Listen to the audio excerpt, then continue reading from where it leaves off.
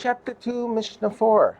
The Mishnah discusses the tuma status of a number of earthenware utensils. The first utensil our Mishnah discusses is an earthenware lantern.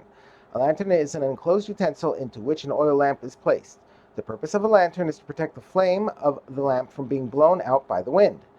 Unlike the lanterns of more recent times, whose walls were made of glass, the lanterns of the Mishnah's time were made of earthenware. In order for the light to shine through, there were many small holes in the walls of the lantern to allow the light to shine out.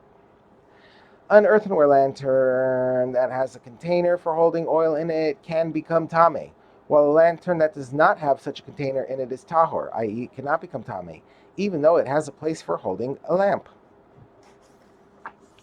The next utensil discussed is a potter's wheel. This is a mechanism used to mold clay into the shape of a utensil. The wheel consists of two round stones connected by a post, with the larger stone on the bottom of the post and the smaller stone at the top of it. The Mishnah discusses a case where the upper stone was made of earthenware.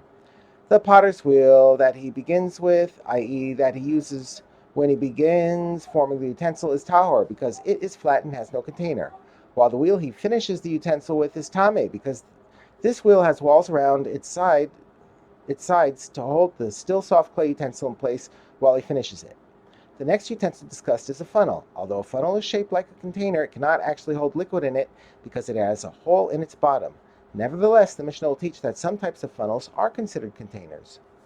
The funnel of householders, i.e. the ones ordinary people use in their homes, is tahor, because it is open on both ends and cannot contain anything. But the peddler's funnel is tame, because it is used for measuring the liquid being sold. This kind of funnel held a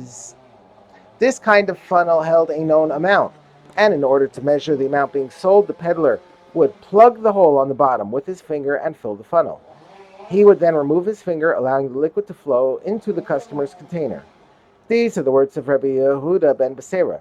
Rabbi Akiva says even a peddler's funnel that is not used for measuring is considered a container, because the peddler tilts it on its side and gives it to the buyer to smell the liquid before he buys it. The walls of the funnel bulge out so that when it is tilted on its side, liquid is able to collect in it. Since the funnel is used this way, it is considered a container and can become tame.